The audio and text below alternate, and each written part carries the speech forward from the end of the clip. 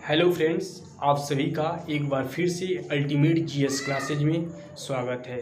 दोस्तों, आज हम एक नए वीडियो के साथ, नए जोश और नए ऊर्जा के साथ एक नए वीडियो के लेकर आए हैं, जिस वीडियो का नाम होगा एयर पोल्यूशन पार्ट 2।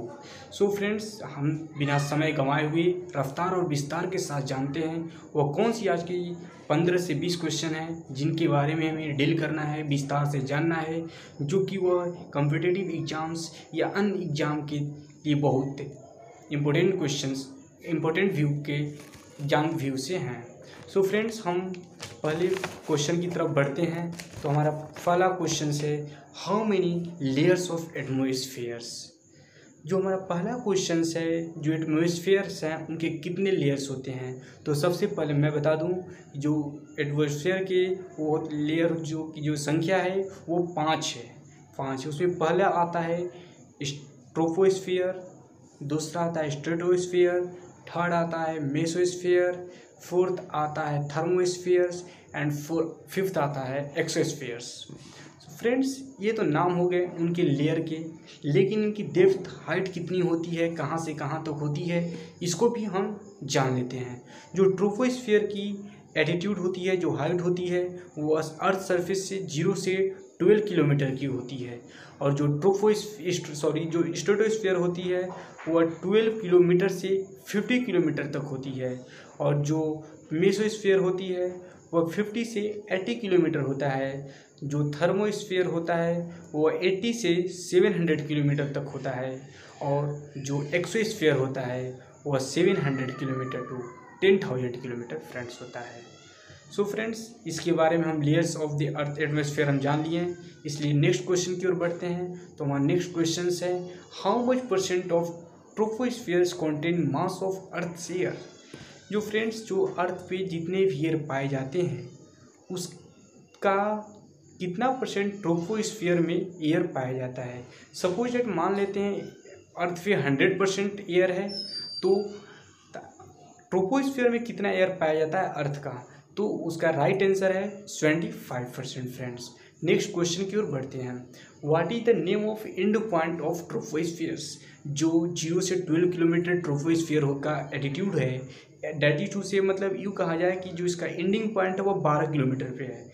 तो जो 12 किलोमीटर पे जो इसकी पॉइंट होती है उसको क्या कहते हैं, यूँ ये भी कह सकते हैं कि जो ट्रोपोस्फियर का एंडिंग पॉइंट हो और स्ट्रेटोस्फियर की जो बिगिनिंग पॉइंट है उस पॉइंट को हम क्या कहते हैं, तो उसको हम ट्रोपोपॉज के नाम से जानते हैं। नेक्स्ट क्वेश्चन की ओर बढ़ते हैं। इन विच लेयर एरोप्लेन्स फ्लाई। जो एरोप्लेन्स होती हैं, जो फ्लाइट होती हैं, वो किस लेयर में अपनी उड़ान भरती हैं, किस लेयर में फ्लाई करती हैं, तो वो लेयर होता है स्ट्रेटोस्फियर फ्रेंड। क्योंकि उसमें डस्ट पार्टिकल्स बहुत कम मात्रा में होते हैं, इसलिए जिससे उनको हिंड्रेस कम उत्पन्न होती है। What is the percentage. Next question की ओर बढ़ते हैं friends. What is the percentage of nitrogen in the एटमॉस्फेयर्स। जो एटमॉस्फेयर है, जो वायुमंडल है, उसमें नाइट्रोजन की मात्रा कितनी है। तो सब फ्रेंड्स, मैं न्यू डाटा के अनुसार इस आंसर को बनाया हूँ। प्रीवियस डाटा के अनुसार जो कुछ समय पहले की डाटा थी वो 78% थी, और न्यू डाटा जो रिलीज किया गया है वह है 78.1%। सो फ्रेंड्स, इसको ध्यान रखें, आप कोई भी ऑप्शन आए तो 78 नहीं बल्कि 78.1% ही राइट आंसर माना जाएगा। सो नेक्स्ट क्वेश्चन के ऊपर बढ़ते हैं। What is the percentage of oxygen in the एटमॉस्फेयर्स।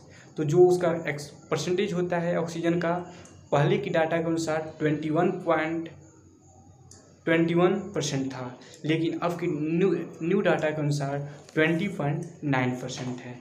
So friends, इसको दिमाग में बैठा ले कि जो जो ऑक्सीजन की जो मात्रा थी एटमॉस्फेयर में वो पहले 21% थी, अब घटकर 20.9% हो चुका है।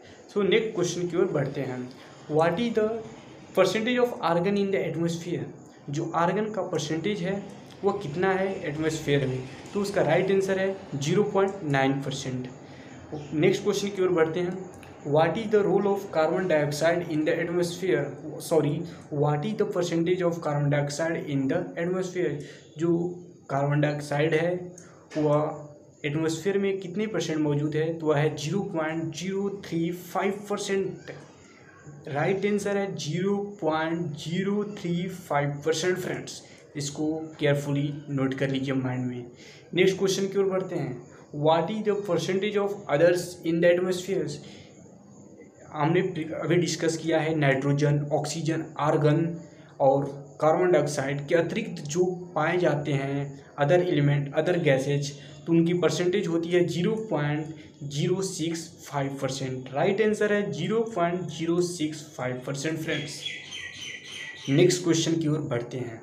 Which type of gaseous pollutants include in air pollutions.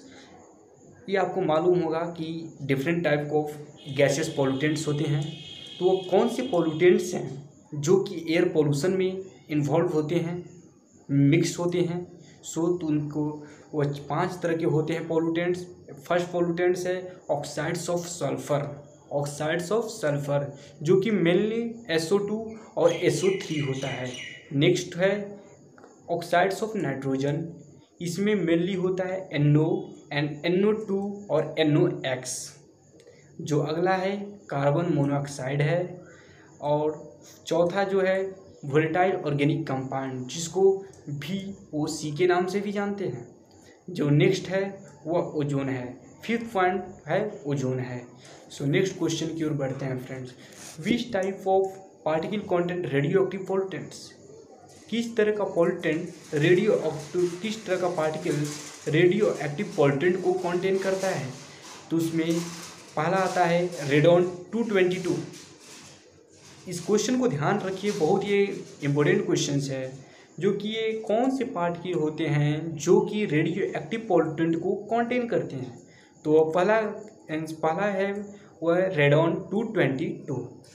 Next है आयोडीन 131 एंड थर्ड है Stellarium 90 and platinum 239। So friends next question की ओर बढ़ते हैं। और नेक्स्ट क्वेश्चन हमारा ये है कि how much percentage source of emissions of air pollutant different sectors. Air pollution होता है, जाहिर सी बात है कि डिफरेंट सेक्टर होंगे, डिफरेंट प्लेसेज होंगे जहाँ से कि एयर पोल्यूशन होते हैं। जैसे इंडस्ट्रियल हो गए, कमर्शियल सेक्टर हो गए, फार्मिंग सेक्टर होंगे, बहुत सारे सेक्टर हैं। उन सेक्टर के बारे में हम डीपली यहाँ पे अध्ययन करेंगे। तो हम पहले इंडस्ट्री सेक्टर को बाद में बात करते हैं। जो एयर पोल्यूशन का पोल्यूटेंट करने का जो रोल होता है वो इंडस्ट्रियल सेक्टर का वो 52% करता है। जो इंडस्ट्रियल सेक्टर से जो वेस्ट मटेरियल, जो कार्बन, जो गैसेस इमिशन होती हैं जो कि एयर को पोल्यूट करती हैं, उनकी इंडस्ट्रियल सेक्टर से 52% एयर पोल्यूटेंट होते हैं। और जो ट्रांसपोर्टेशंस होते हैं, जो व्हीकल्स होते हैं, उनसे एयर पोल्यूशन की जो परसेंटेज है वह 27% है। और कंज्यूमर एंड कमर्शियल प्रोडक्ट, जो कंज्यूमर्स हैं और जो कमर्शियल प्रोडक्ट्स हैं, उससे 8% का एयर पोल्यूशन पे इफेक्ट पड़ता है। कमर्शियल एंड रेसिडेंशियल हीटिंग, जो कमर्शियल है, रेसिडेंशियल हीटिंग है, जो कि हम घरों में, गांव में एक चूल्हे पे के खाना बनाते हैं, उससे भी एक एयर पोल्यूशन होता है। उससे 1% होता है, ओनली 1%। एग्रीकल्चर से 10% होता है और अदर्स से 2% होता है फ्रेंड्स। सो आज के लिए इतना ही। नेक्स्ट वीडियो में नए टॉपिक के साथ मिलेंगे फ्रेंड्स, क्योंकि हम शॉर्ट वीडियो बनाने की कोशिश करेंगे ताकि हम ज़्यादा बोर ना हो सकें। और यदि फ्रेंड्स यदि अच्छा लगा हो आपको तो लाइक और सब्सक्राइब करना ना भूलें।